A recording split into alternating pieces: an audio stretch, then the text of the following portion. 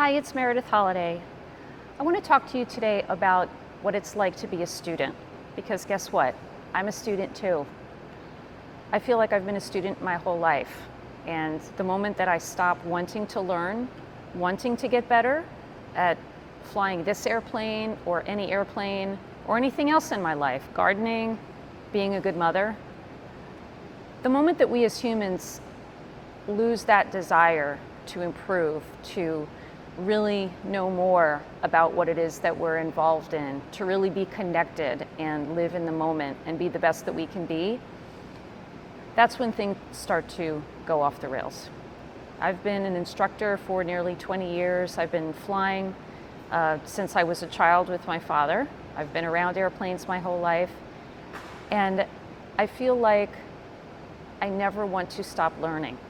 So in my quest to be an excellent mother, I signed myself and my daughter and my mother up for a safety class that was conducted by a retired Jacksonville Sheriff's Department officer.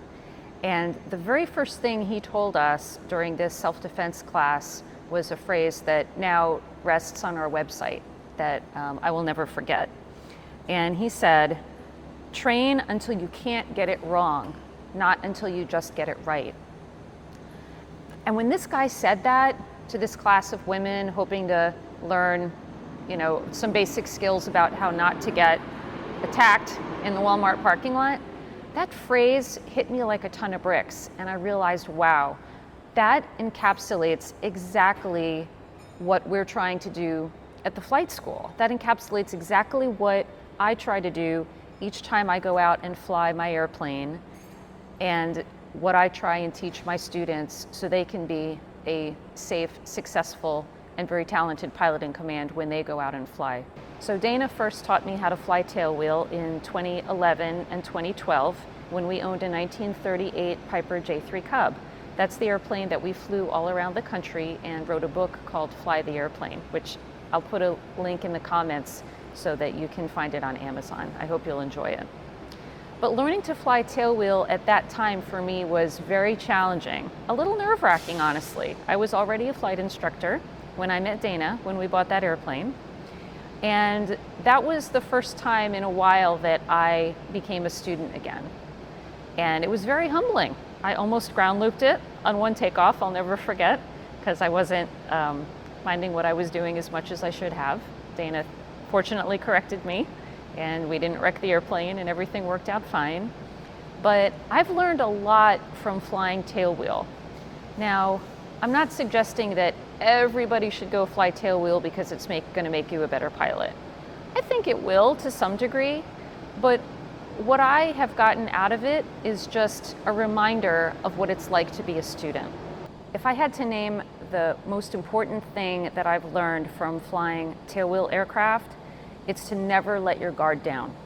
An old phrase that tailwheel pilots say goes, "Fly it till you tie it." And what that means is from the moment you get in the airplane, start the engine, start taxiing and go, till the moment you come back to your parking space, shut down and secure it, you are piloting command of that airplane and you never stop paying attention.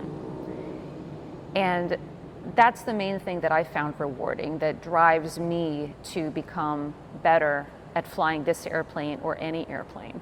So this Cub Crafter Sport Cub, November 656 Charlie Charlie, this is actually the fourth Cub that I have had the pleasure of owning and flying. The first Cub was the 1938 J3 that Dana and I bought to fly around the country and wrote the book about.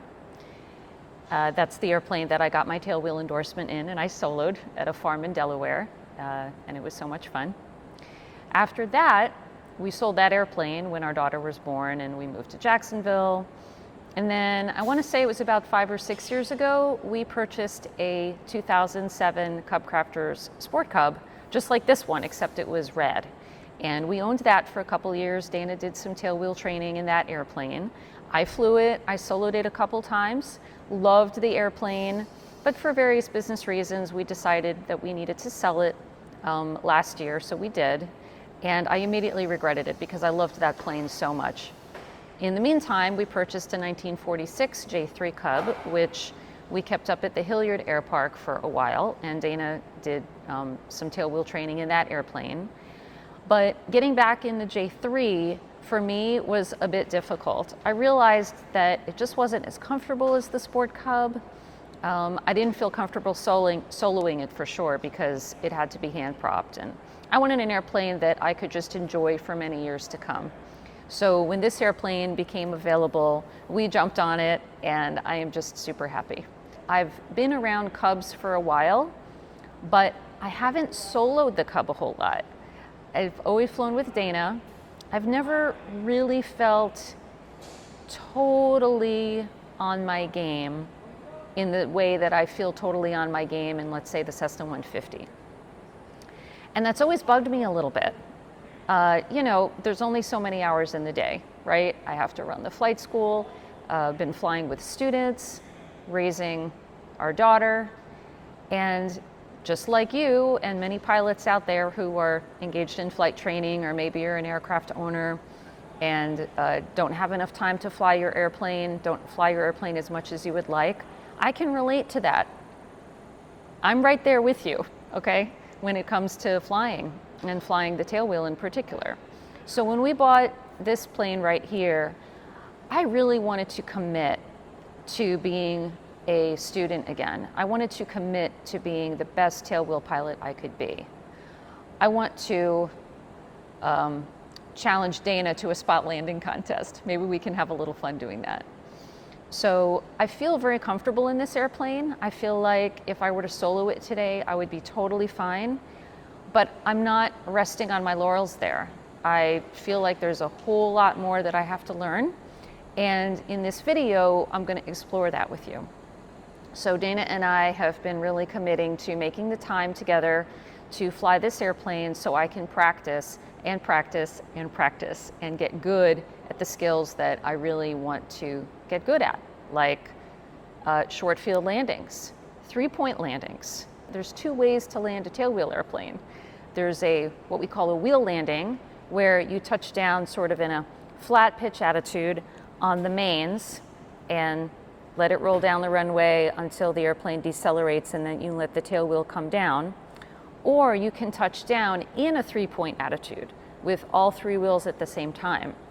And that's always been the hardest thing for me for some reason, because you have to get it exactly right for it to be smooth, especially on pavement. You know, up at Hilliard on the grass, it's a little more forgiving, it's a little squishier. So you can get away with it being not quite perfect and it still feels good. But to touch down all 3 wheels on the pavement, like here at Craig, at just the right moment, at just the right speed, without any bounce, without any drift, that takes a ton of practice. And I just really haven't had the time up until now to do that, but I'm making the time. I am making the time commitment to do that. Do I have to do that? No, I could just hang out and be a happy passenger in this airplane with Dana, who's got, you know, what, 1,500 hours of tailwheel time and over 15,000 total flight hours, you know, 3 times the flight experience that I have, right? I could just hang out and be the wife and hang out and have a good time, but that's not good enough for me. And he knows it. And I think that's one of the reasons why he's my husband, is because he appreciates that about me. So I just wanted to let you know that I am on the learning journey with you. And in this video series on this YouTube channel, you are going to see the good, the bad, and the ugly of Meredith learning to become an excellent pilot of this Cub.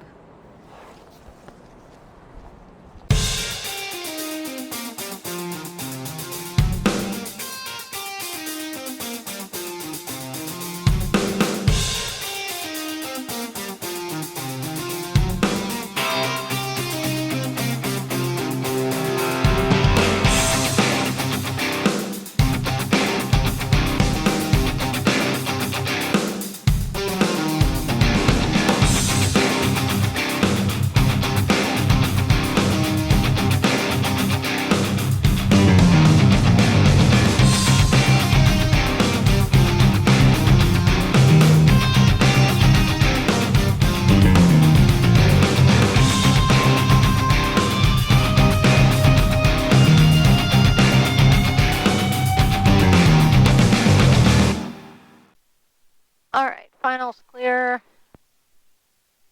I don't see anybody on the runway, but we'll check. Hilliard traffic, Cub 656 Charlie, Charlie departing 36 Hilliard.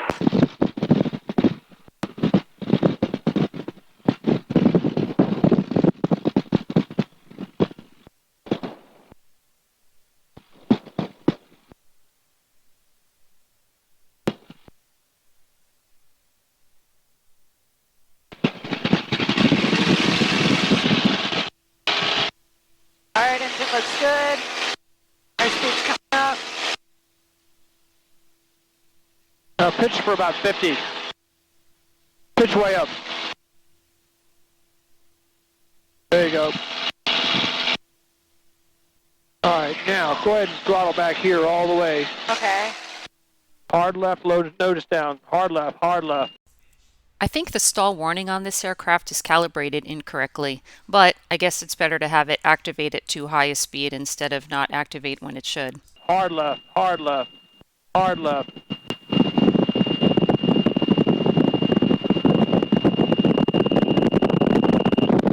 Yeah, doable. Okay. Basically the same deal as the 150. So you could have done that from probably 250 feet in this airplane. You see how high we were? Yeah. One of the maneuvers I'm working hard to master in the Sport Cub is the so-called possible turn back to the runway if the engine quits after takeoff. My personal minimum altitude for a turn back in a Cessna is 500 feet, but it appears from my practice that a safe turn back in the Cub may be possible as low as 300 feet, especially with the plane lightly loaded. Beach traffic, Cub 656 Charlie, Charlie. We're rolling on a runway 22. We're going to be departing 22 and then landing 4 for a training mission. We'll stay clear of the traffic using 27 for Medina Beach. And for New Beach traffic, white and blue Archer turning left base, runway 27 for Medina. All right, there's the Archer. There's the other guy. Okay.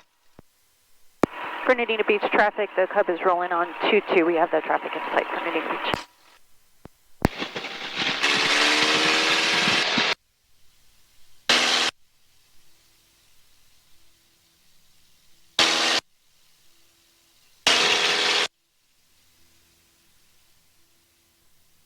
Are you ready?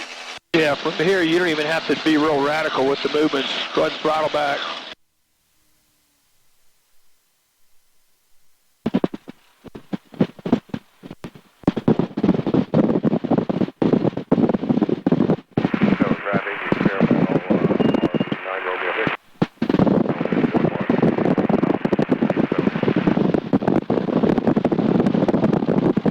All right, I'm going to be in that guy's way because he's on final. Blue and white Archers on the go, runway 27 for Medina. I'm going to get out of his way, but I had room. All right, so the area is still clear. I'm going to get this thing climbing about DY. And we'll say 2,300 feet is the altitude where the engine quits. There's idle. We're going to lower that nose right about there. That's going to give us right about 60, 65. That pitch attitude right there for 60, no stall warning. We're looking good. And that's about 180 degrees of heading change right there. So maybe 300 feet. You doing a 3-point? Yep. Yeah, just get the stick all the way to the stop before you let it touch down. When you think you're done pulling, keep pulling. Yeah, Tower, you want 7 altitude right over the ground? Yeah, progress. There we go, Mommy. Perfect. Hey. My personal goal is to become a master of this airplane. I want to be able to put this thing down safely and softly in the shortest possible distance. I want to maintain complete control at all times, regardless of the situation. So God forbid this motor should fail us, which I hope it never will, but if it should, at any point from takeoff to touchdown, I want to be able to put the airplane down safely on whatever available space I have. And that's going to take a ton of practice, but that's what I'm committing to. And I want you to commit to the same thing in your airplane as well.